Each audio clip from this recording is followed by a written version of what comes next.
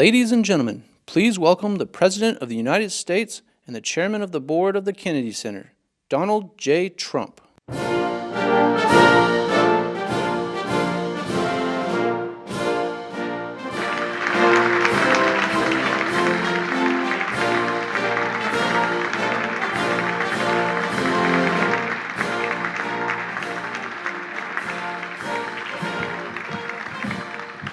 Thank you very much. This is a very exciting project. We're going to do something that will go rapidly, relatively inexpensively, and will make it better than it ever was, frankly. It'll be something that people are going to be very proud of. Along with, in the bigger picture, a place called Washington, D.C. That is the bigger one, and we'll talk about that in a little while. But let's talk about right now the Kennedy Center, and I'm delighted to be here as we officially announce the incredibly talented artists who will be celebrated later this year at the 2025 Kennedy Center Honors. It's going to be a big evening. I've been asked to host. I said, I'm the President of the United States. Are you fools asking me to do that? Sir, you'll get much higher ratings. I said, I don't care. I'm President of the United States. I won't do it. They said, please. And then Susie Wells said to me, sir, I'd like you to host. I said, okay, Susie, I'll do it. That's the power she's got. But I just, so I have agreed to host. Do you believe what I have to do? And I didn't want to do it, okay? They're going to say, he insisted. I did not insist. But I think it will be quite successful, actually. It's been a long time. I used to host the Apprentice finales, and we did rather well with that.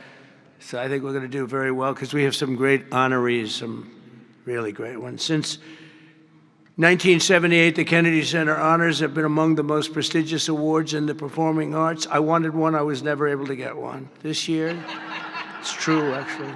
I would have taken it if they would have called me. I waited and waited and waited, and I said, the hell with it. I'll become chairman, and I'll give myself an honor. Maybe I'm going to honor, next year we'll honor Trump, okay?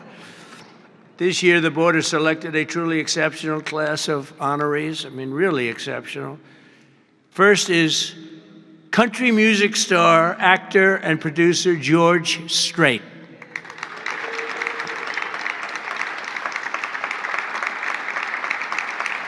Great. Over an extraordinary 4-decade career, George has sold more than 120 million records worldwide, amassed 60 #1 hits, wow, and produced 33 platinum certified albums, more than any other living American. That is amazing. He's believed by millions of people to just be as good as you can get, and he's beloved by hundreds of millions of people all over the world. He's really something, and they call him the king of country, and we know him very well, George Strait. Okay, please. Oh, it looks nice. You're a good-looking guy. I hope he still looks like that. Second is actor, singer, philanthropist, and star of the Broadway stage. One of my favorite talents. I think he's one of the greatest talents I've ever actually seen. I've always said, and just so we don't get in trouble, I'll say among the greatest artists in the world are the Broadway London actors back and forth. That's all they want to do is they want to do Broadway and they want to do London. They want to do 8 shows a week, including matinee on Wednesday. And if you said make a movie, they can't even think about it. If you say go on television, they don't want to. All they want to do is be on the stage, the live stage, and it's amazing. But I've always said they're the most talented people. And this man may be the most of all. Michael Crawford is being honored. Michael was born in England in 1942. He made his Broadway debut in 1967. I was there. I shouldn't say that, but I was there. Seems like a long time ago. And he became an international sensation in the 1980s for his original portrayal of the Phantom of the Opera, one of the greatest ever, ever, ever, ever. You don't see him like that very often, winning him the esteemed Tony Award for Best Actor in a Musical. He's won so many awards. Michael is truly a generational talent, had a voice that was unbelievable. It was unbelievable. There's never, I don't know, it's Luciano Pavarotti had a very different voice. The power was incredible, magnificent. Michael had a different kind of a voice. These are just unbelievable talents. But Michael is very special and one of the greatest roles in the history of Broadway. And nobody did it like him. Michael Crawford, thank you very much. Great guy. Next, we look forward to honoring three-time Oscar nominee, Golden Globe Award winner, an action movie icon, and a friend of mine. He's a very unique man. He's somebody that doesn't do these things. I said, I wonder if he'll accept, because some people don't really want to be honored. They don't care. But he was very honored to be honored, I will tell you. He's a very special guy. A real talent, never been given the credit for the talent. There was nobody else could have done the roles that he did like he did. I'm not even close, and they've tried, and they didn't work out too well. His name is Sylvester Stallone.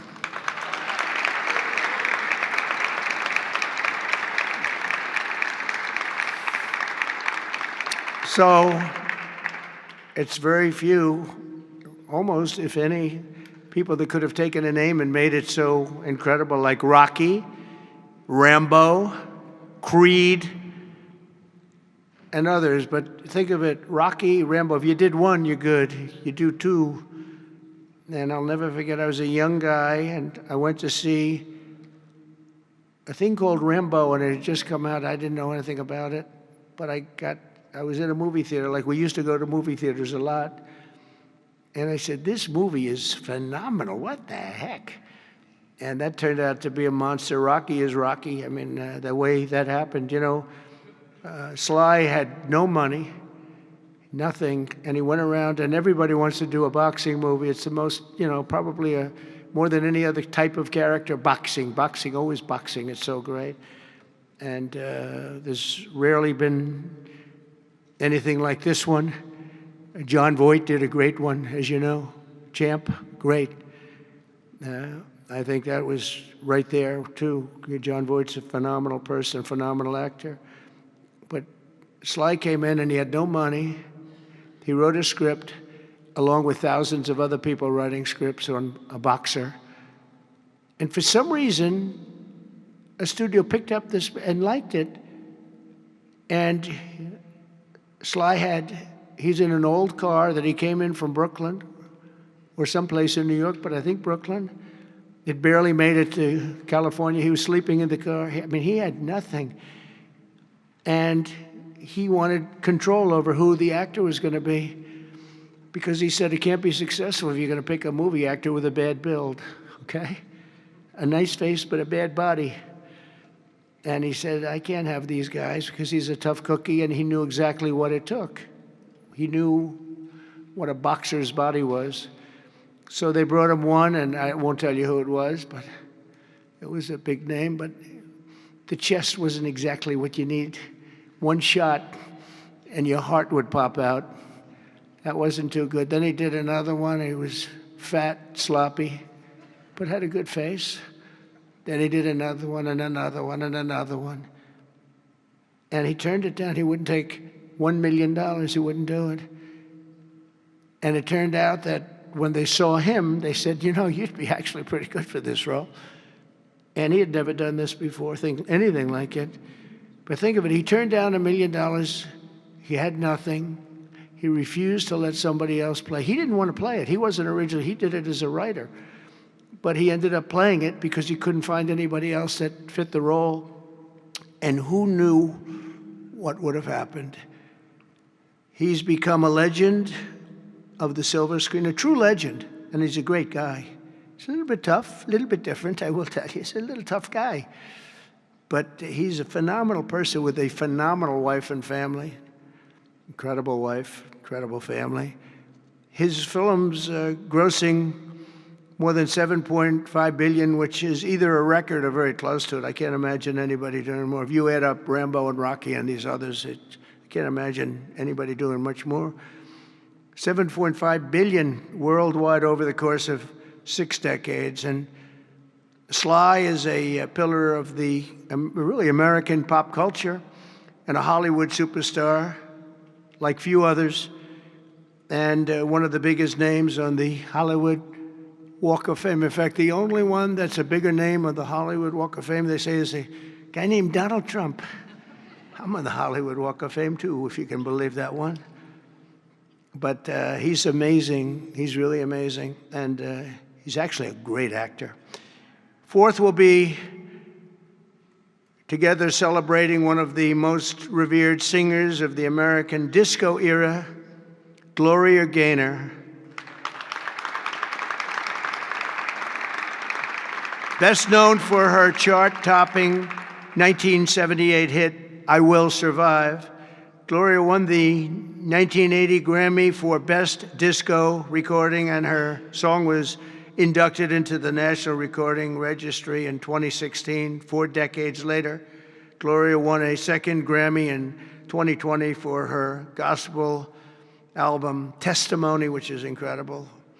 Truly a historic achievement, not only in terms of the years that have gone by to be great that long, but to have the two top of anything in that span of time, and with that kind of period between, is pretty amazing.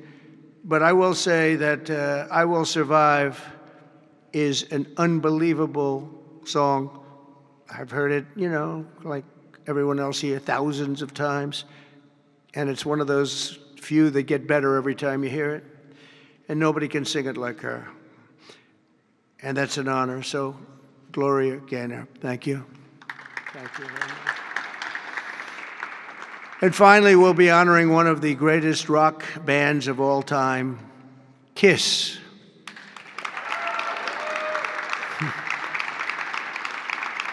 So Kiss was formed in 1973 in New York City by founding band members, and incredible people, by the way, Paul Stanley, Gene Simmons, Ace Frehley, and Peter Criss.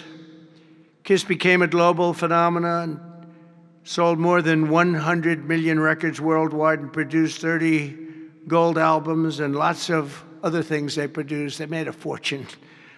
And they're great people, and they deserve it, and they work hard, and they're still working hard, and it's an honor to present Kiss. Thank you very much. Got it? Yeah. Thank you.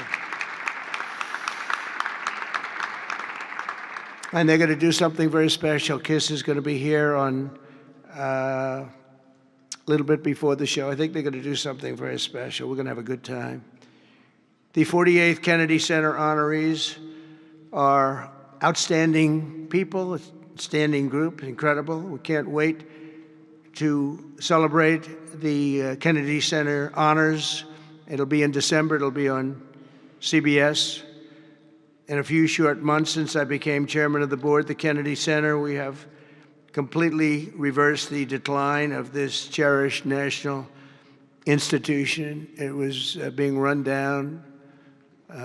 Money wasn't being spent properly.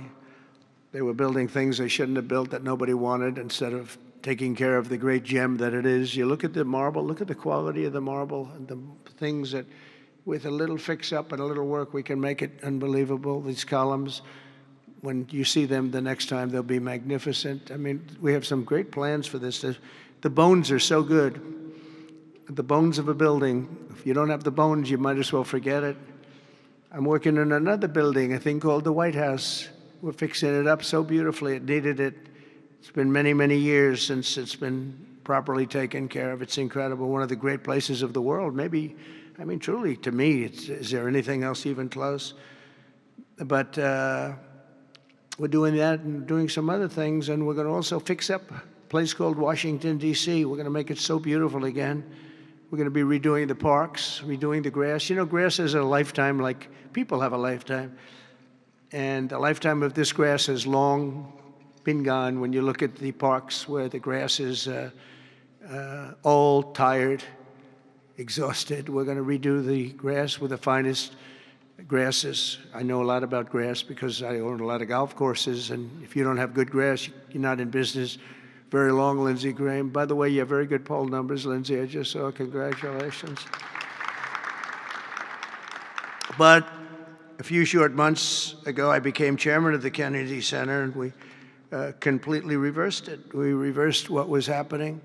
We ended the woke political programming, and we're restoring the Kennedy Center as the premier venue for performing arts anywhere in the country, anywhere in the world.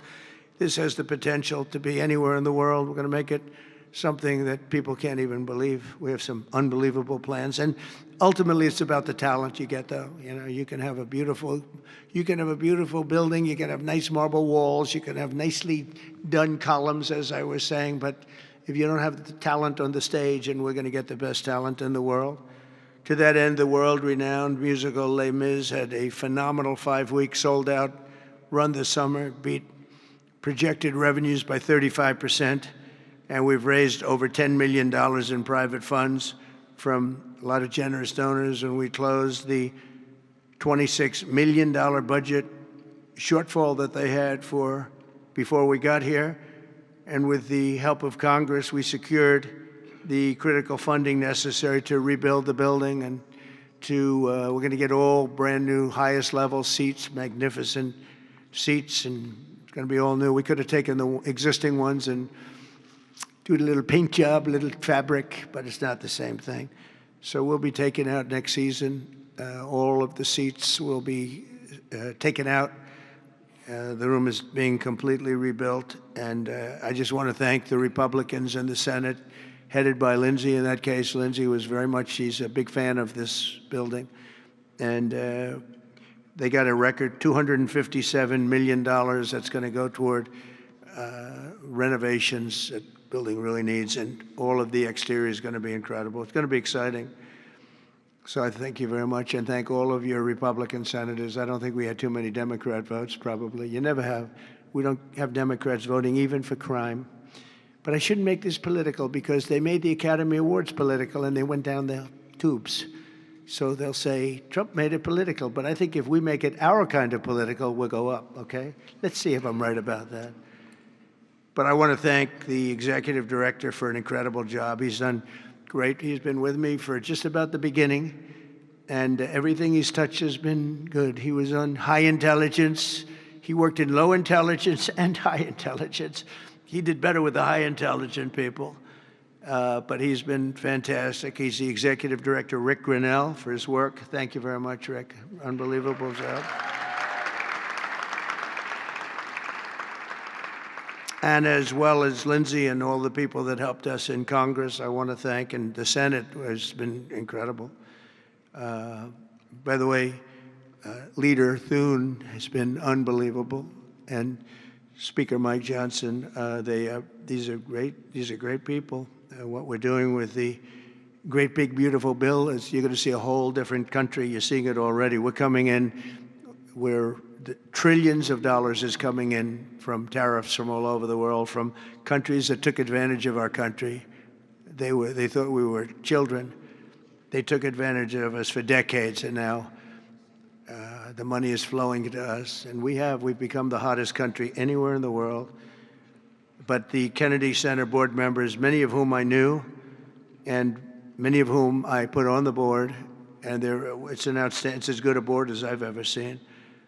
And on the board also, and some people that are doing an incredible job. One in particular is Attorney General Pam Bondi. The job she's doing is incredible. Thank you very much. Long beyond the Kennedy Center. The Kennedy Center is the easy part. She's incredible, and you're going to see a big change in Washington crime stats very soon. Not the stats that they gave, because they turned out to be a total fraud.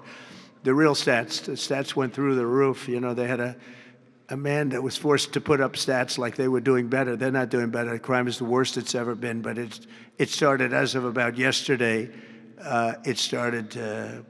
You see a big change, and people are feeling safe already. I've had so many calls, thank you, sir, thank you. They were afraid to walk out. They're not afraid anymore. And this will be like the border. We started off with millions and millions of people coming in from all over the world, gang members and people from jails. They were unloading their jails into our country. All over the world they were coming, drug dealers. They came from Africa, they came from Asia, they came from South America, Venezuela in particular. They were coming in, Trinidad, and the toughest people you've ever seen. And by the millions. And for the last 3 months, we had 0, 0, and 0. We had 0 people come in for 3 months. They respect our country again. That's the other thing. All over the world, our country is respected again. So I also want to thank the Chief of Staff, Susie Wiles, who's fantastic. She's done an incredible job. And Sergio Gore for the job he's done with personnel. Thank you very much, Sergio. Fantastic. In the coming months, we'll fully renovate the dated and the infrastructure of the building and make the Kennedy Center a crown jewel of American arts and culture once again. I think we'll bring it to a higher level than it ever hit. Actually, it hit a certain level, but we're going to bring it to a higher level than it ever hit. We have the right location, and soon we will be a crime-free area. This is going to be a crime-free area, by the way. You'll be able to go out. People tell me they can't run anymore. They're just afraid. And they'll be running again. We're going to have a crime-free. It's a big statement because if one thing happens all year, Pam, you better be good because they'll say Trump did not fulfill this. One person gets a little injured by somebody, they'll say Trump did not fulfill his promise. No, we're going to be essentially crime-free. This is going to be a beacon, and it's going to also serve as an example of what can be done. We have to get rid of this cashless bail nonsense. If you look at New York, Chicago, Los Angeles, which is so badly run. Los Angeles, they can't get the houses. They can't get the people their permits to build their houses. They're trying to rebuild their houses from the ridiculous fire that should have never allowed to have taken place. They should have had the water coming down from the Pacific Northwest, but they didn't do that. But they can't get the permits for the people that want to build their houses. But I want to thank Lee Zeldin because the federal government has gotten all of their permits, which are much more difficult permits, actually, and had them literally within 30 days after the fire. Everybody had their permit. But you don't have the city and state permits. They got to get going. The governor and the mayor have to get going. It will just be a matter of time that we're going to do something that's going to be incredible. We're going to use the Kennedy Center as a big focus of it, and that's the 250th anniversary celebration that we're having. So it's 250 years. So we have the Olympics, we have the World Cup, and we have the 250th anniversary celebration, all in this administration, and it's an honor that we were able to not be allowed to do what we were illegally and what we were supposed to do, and that was we had a great election in 2020. We won the election by a lot, but it was a rigged election, and we had to wait 4 years, and we waited 4 years, and it's interesting because I got the Olympics and I got the World Cup. I can't claim that I got the 250th. That one's a big one, but I happen to be here. But I got the Olympics, I got the World Cup, and I said the shame of it is that I'm not going to be president when it happens. And lo and behold, look what happens. We have some bad things took place, and now I'm going to be president for the Olympics. I'll be president for the World Cup, and the 250th is going to be maybe more exciting than both. It's a great celebration of our country. We're going to be using this building for a lot of the celebration having to do with 250 years. But as I said earlier, I'm determined to make Washington, D.C. safe, clean, and beautiful again. It's going to take place very rapidly. Be prepared. And a big part of that's going to include the Kennedy Center. So thank you very much. And I want to thank everybody for helping us. This is mostly the group right here. They're young, they're smart, they're ambitious, they want my job. Someday one of them will probably have it. But we have a great group of people that are putting this together, and they're also helping us with Washington, D.C. We're going to make Washington beautiful. We're going to redo roads. We're going to redo the medians, the pavers, and the medians all throughout the city. We're going to take all the graffiti off. We're going to have to remove the tents and the people that are living in our parks. We're going to be redoing the parks, the grasses and all. We're going to be going to Congress for a relatively small amount of money, and Lindsey and the Republicans are going to be approving it. I don't know about the Democrats. They don't approve anything. It's amazing. It's like they just don't want to vote for anything. They've got the yips. You know, in golf they say the yips.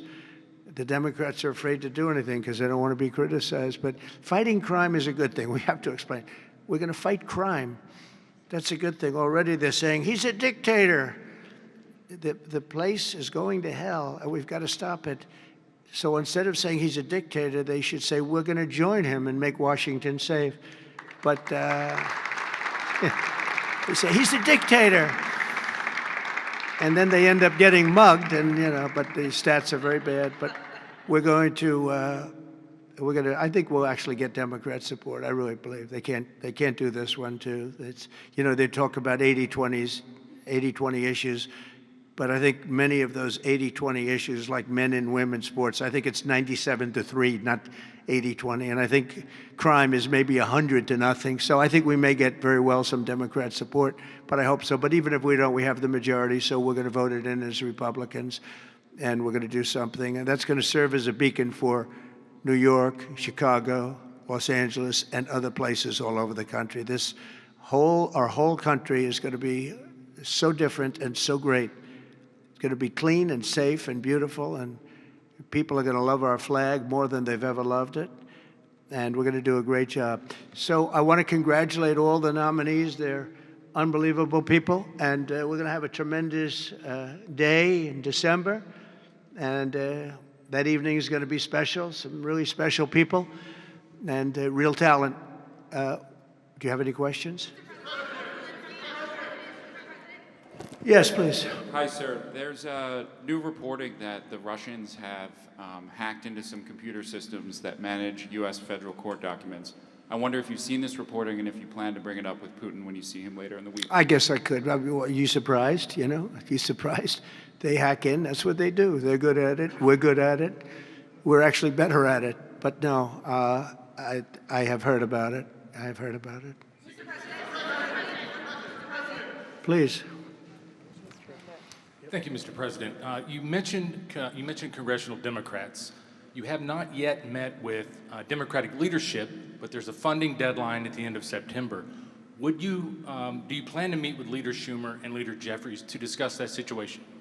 Well, I will, I guess, but it's almost a waste of time to meet because they never approve anything. If we want money to fight crime, if we want money to do only good things, just good things. Let's not even talk about controversial. They don't want to meet about anything. They really are. They're stuck. They don't know what to do. They have probably more, I would say more than half are sane, but they are led by insane people. And I wish him well. I may have to deal with him. I mean, it's not even conceivable. It's not even conceivable that could happen. And maybe he won't win, but he won the primaries by quite a bit. Shockingly, he won the primaries. So, and you see some of the people supporting him that truly don't believe what he's espousing. So, I mean, we will meet, but nothing's going to come out of the meeting. But here's the advantage we have is that we just passed the great big beautiful bill that had all the biggest tax cuts in history. No tax on tips, no tax on Social Security. Think of it. Think of that for the seniors. No tax on overtime. And all sorts of things. You go out, buy a car, you can deduct the interest payment. If you borrow money, you can deduct the interest payment from your taxes. So many things, but the biggest thing is, from a business standpoint, deductions. That was tremendous. Our country is roaring. Our businesses are. You're going to see some numbers in 12 months when these factories are open. We're opening up factories all over the world, all over the country. But that's all spreading to. I think we're spreading the wealth all over the world, if you want to know the truth. But we're opening them in this country at a level that we've never seen before. We've never seen so. They just don't want to prove anything. They just, we meet with them and they say, as Nancy Reagan said, just say no. They go, just say no. They're afraid to approve anything. If we say we want to stop crime in this country, or, as an example, bail. We want to make it so that people, if they murder somebody, they're in jail. They don't get out on no bail. They say, we don't want that. We want people to murder somebody and they immediately are released and they go out and murder somebody else. It's a big problem, a tremendous problem. By the way, we're going to go for statutes in D.C. and then ultimately for the rest of the country where that's not going to be allowed. Because it was when they did the cashless bail thing that the numbers really started going up. In this city, in New York, in Chicago, in Los Angeles, no matter where they have it, the numbers went through the roof. So we're going to meet with them, of course. I'd like to meet with them. We're going to tell them all these good things, and they're going to tell us no. And then we're going to go out and we're going to vote it in by the Republicans, because I don't believe that anybody is capable of making a deal with these people. They have gone crazy. Go ahead. Thank you, Mr. President. Thank you. Your federalization of the police has a 30-day limit unless Congress acts to extend it. Are you talking to Congress about extending it, or do you believe 30 days is sufficient? Well, if it's a national emergency, we can do it without Congress, but we expect to be to Congress, before Congress, very quickly. And again, we think the Democrats will not do anything to stop crime, but we think the Republicans will do it almost unanimously. So we're going to need a crime bill that we're going to be putting in. And it's going to pertain initially to D.C. We're going to use it as a very positive example. And we're going to be asking for extensions on that, long-term extensions, because you can't have 30 days. 30 days that's by the time you do it. We're going to have this in good shape. And don't forget, in the border, everyone said it would take years and you'd have to go back to Congress. I never went to Congress for anything. I just said, close the border. And they closed the border. And that was the end of it. I didn't go back to Congress. We're going to do this very quickly, but we're going to want extensions. I don't want to call national emergency. If I have to, I will. But I think the Republicans in Congress will approve this pretty much unanimously. Please, go ahead. Thank you, Mr. President. Would you encourage members of the press to do ride-alongs with the D.C. police to understand how serious this crime issue is? It's okay to me if they want to do it. We're going to work with the D.C. police. A lot of very good people in there. Not all, but a lot of very good, very, very professional. And, we have a big force. I think they said 3,500. They're always asking the mayor, who's a very nice woman, but got to do the job. We've worked with the mayor for 6 months, and she's been here for many years.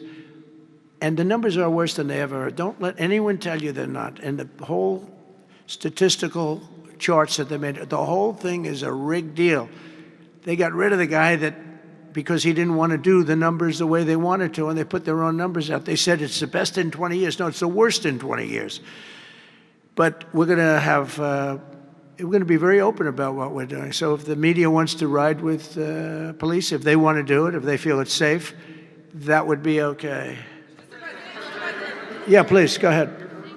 Sir, with President Zelensky. Thank you, Mr. President. Mary Margaret with Daily Wire. 2 questions on D.C., if that's okay. How do you feel about Mayor Bowser's level of cooperation and her choosing to advocate for D.C. statehood right now?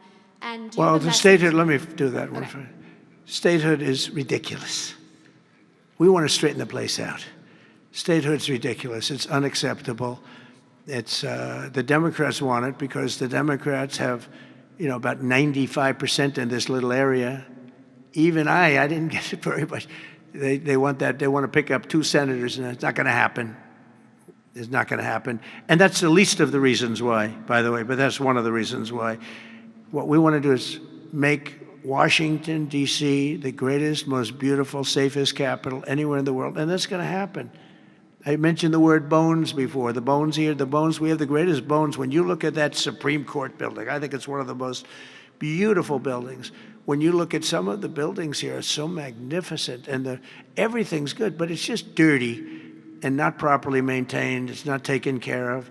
Potholes in the roads. All of it's going to happen very quickly. We're going to seek a relatively small amount of money for fix-up, and we're going to put it out to bid. And we have great contractors here, great road builders, everything. And we're not ripping roads apart so they're closed for 4 years as they redo the concrete bases. And you don't need that. We need a beautiful topping by a very talented asphalt-type person. somebody that does the job. We go out, you know, when I get contractors, I use great contractors. To me, a great contractor is a very special, like a great surgeon, like a great teacher, like a great nurse. A great contractor is very important. We'll only use the best. And when you put a coat of asphalt on that top, 2 inches of asphalt, 3 inches of asphalt, it looks brand new. You take all the garbage off. They reseed it, as we call it, or different names, but they take the bad stuff off and they put the good stuff down. It takes not a long period of time. A matter of a few days, you'll have a beautiful, magnificent road. You fix up the curbs. You get rid of the medians in this town are just horrible. You know, you're riding around, I think to myself, leaders come from foreign countries. You see, with leaders all the time, differently. They came in from India recently and from everywhere. They came in from a war that we just ended, Azerbaijan, and you know that, and Armenia. We just ended the war. The 2 leaders came in. One of them said, "My country looks better. The roads are better than, you know, we were talking about." I said, "What do you think?" He said, "Well, the roads are better in Armenia than they are in Washington, D.C. It's embarrassing."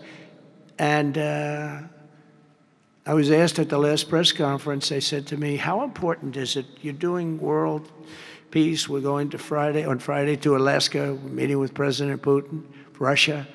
How important it is that the capital is important?" I said, "Very, very important." I told my father, said to me, "When you see a restaurant and you want to go and you want to have dinner, and then you go up to the front door and it's dirty, turn around and go back because the kitchen's dirty." It's the same thing with the capital of the United States of America. If it's dirty and unsafe, it sets a bad tone for the rest of the world. So we're not going to do that. We're going to have this capital fixed up, safe, clean, and beautiful in a very short period of time. Go ahead, please. In the back? Yeah, please. Yes, Mr. President, how were your calls this morning with European leaders, and was it your call not to invite President Zelensky to your meeting with Putin? No, just the opposite. No. We had a very good call. He was on the call. President Zelensky was on the call. I would rate it a 10, you know, very, very friendly. I know the leaders because I was at NATO, as you know. I took it from 2% to 5%, 2% that wasn't paid, 5% that is paid, which is trillions of dollars in defense capability. No, it was always going to be, I was going to meet with President Putin, and then after that, I'm going to call the leaders and President Zelensky. I'm going to call President Zelensky, and then I'll call, probably in that order, the leaders. There's a very good chance that we're going to have a second meeting, which will be more productive than the first, because the first is I'm going to find out where we are and what we're doing. Again, this is Biden's war. This isn't my war. He got us into this thing, and it should have never happened. This war would have never happened if I were president. But it is what it is, and I'm here to fix it, and I'm here to stop 6,000, 7,000 people last week. 7,213 people last week were killed, mostly soldiers. But missiles being lobbed into towns don't exactly help either, but mostly soldiers. And Ukrainian and Russian. They're not American soldiers, but you know, if we can save a lot of lives, it would be a great thing. I've stopped 5 wars in the last 6 months, and on top of that, we wiped out the nuclear capability of Iran, obliterated it. It's turned out to be a correct word, by the way, because you know some of the press said, well, maybe it wasn't obliteration. It was obliteration, and we're going to meet with. I would say the second meeting, if the first one goes okay, we'll have a quick second one. I would like to do it almost immediately, and we'll have a quick second meeting between President Putin and President Zelensky and myself, if they'd like to have me there. And that would be a meeting where maybe it could be absolutely work. But the first meeting will not work that out. Certain great things can be gained in the first. It's going to be a very important meeting, but it's setting the table for the second meeting. I think the second meeting, if the second meeting takes place, now there may be no second meeting, because if I feel that it's not appropriate to have it because I didn't get the answers that we have to have, then we're not going to have a second meeting. Thank you, sir. Thank you, sir. I didn't ask you. Go ahead, please, Redress. I just wanted to ask you, thank you, Mr. President. How involved were you in the selection process of these honorees? I would say I was about 98% involved. No, they all went through me. They came over, Rick and Sergio and everybody. They said, I turned down plenty. They were too woke. I had a couple of wokesters. No, we have great people. This is very different than it used to be. Very different. These are great people, and they're not. I don't have any idea the Republican, because I want people that the Kennedy Center has everything. Look at the Academy Awards. It gets lousy ratings now. It's all woke. All they do is talk about how much they hate Trump. But nobody likes that. They don't watch anymore. That used to have 45 million people watching. I remember The Apprentice, first season. The Apprentice had 42 million people. The Academy Awards had 41 million people. We were the second show to the Super Bowl. But since then, the Academy Awards have gone down to, I think they've gone down to numbers that are like a regular show because it went woke. We're not doing it for that reason. We're doing it because we want the great talent. But these are great people. So I was just a very long answer, but I was very involved. Thank you, Mr. President. The Biden administration was auctioning off border wall materials, but we're hearing now that the auctioneer is selling those materials back. Are you finishing building the wall? Well, I built hundreds of miles of wall, and I was getting very close. I actually finished the wall, but then I added another 200 miles because when you do the original wall that I said I was going to build, which I got built, and I got it to the specifications of the Border Patrol and ICE, the exact. They wanted steel, they wanted concrete inside, they wanted rebar inside that, they wanted it to have wires. We have the walls are wired for, all of the internet stuff and security things. And we built it hundreds of miles. We did great. That's one of the reasons, even now, we're able to have such good numbers at zero, or essentially very little people coming in.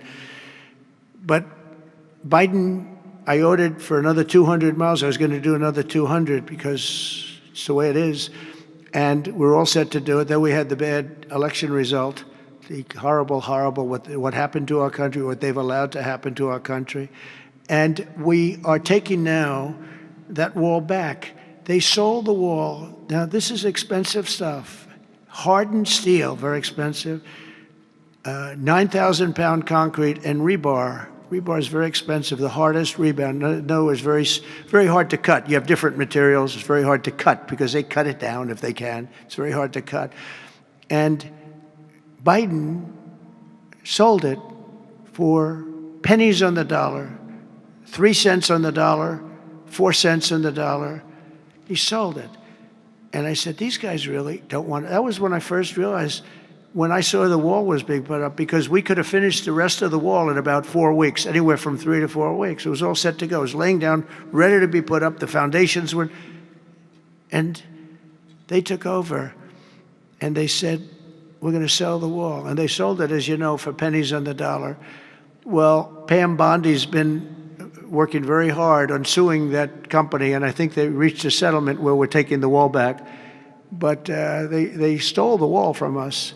That wall is so expensive to build, and we had it, as you know, hundreds of miles of it, and they came along and they basically sold it for scrap.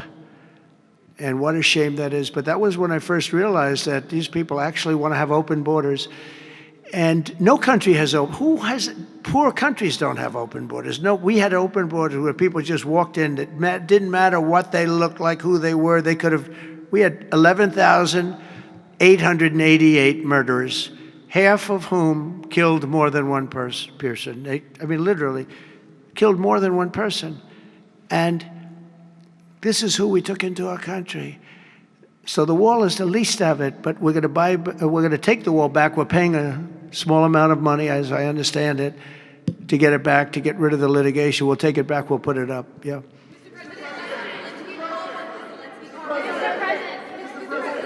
Go ahead in the back, please.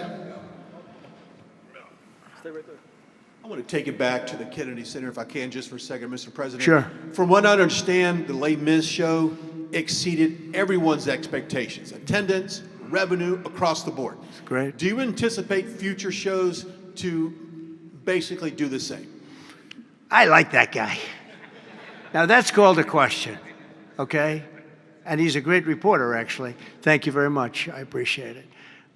Yeah, it did great. Les Mis did great, broke records, and was sold out and beautiful. And we anticipate a lot of that happening. There's a thirst for it.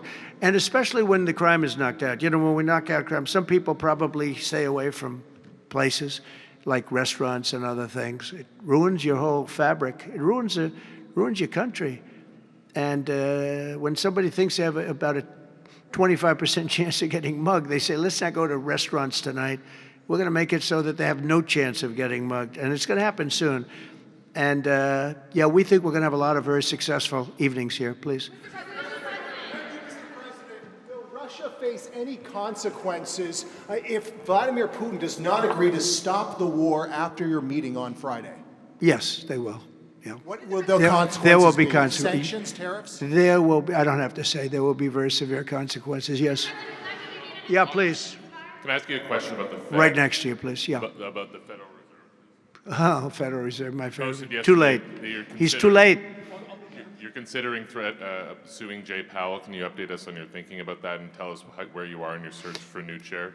Well, he took a building that could have been painted and fixed, like we're going to fix this building for very little money. And that was in better shape. He took a building and what they did to that building, they built a basement under the building. It didn't have a basement. This is simple to understand. The building is right next to a thing called the Potomac River. The beautiful Potomac River. That means lots of water. And the water is right under the building. And they decide to build a basement under the building in the Potomac River. So in order to do that, you need the biggest pumps that God ever created. And they were pumping their hearts out, but as big as those pumps are, you can't pump it fast enough because it's the Potomac River. If the pump were bigger than this room, you couldn't pump it. But they tried, and they've been building a basement. And I said, why did you want to build a basement? I thought it would be a good idea, sir. A basement is the least valuable floor in a building. I know a lot about real estate. The least valuable thing is the basement. And you don't build a basement under a building that is 2 feet above the river that's right next door. You know, it's right near the river. People don't realize the river's right out their window. And that's the beginning. They did just a terrible job. Instead of, I could take a ceiling like this, they'd rip out the ceiling because they see a crack. Let's rip out the ceiling. And I would fix the crack and I would paint the ceiling. And under the ceiling, they put the most incredible protective material. They go out by 3/4 inch, brand new, gorgeous 3/4 inch plywood and sheetrock, hardened sheetrock.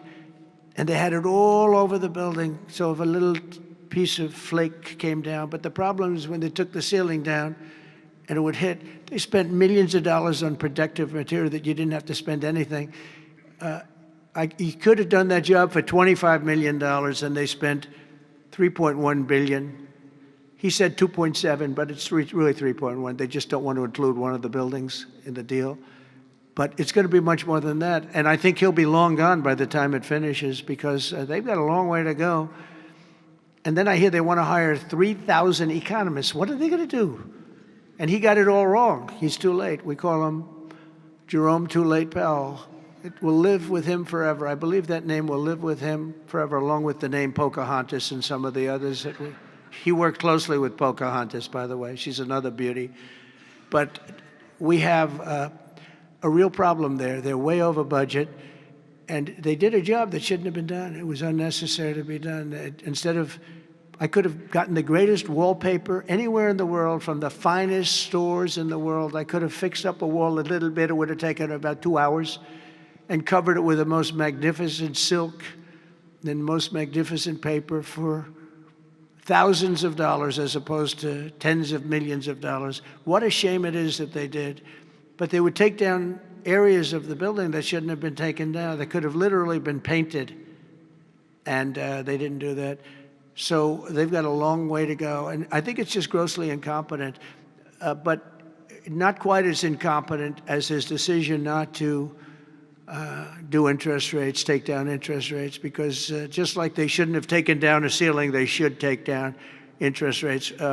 Every point costs us $360 billion a year. Think of that, $360 billion for 1 point. And we should be down at 1% because we're the leader of the world. We were always the lowest interest rate until like a certain time ago, decade, couple.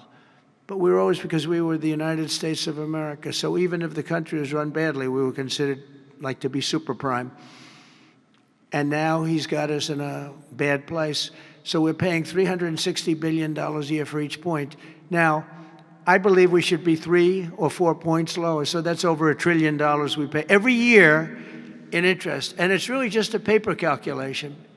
You sign a document and you save almost $1 trillion because that number equates very much to the bonds that we have to buy. But despite that, we're powering through it, and we have the greatest economy maybe we've ever had.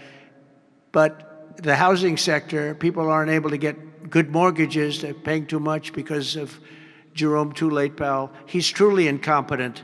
And we'll be making another. We put a very good man in temporarily in the one spot because one of the people that was appointed by the Democrats left early.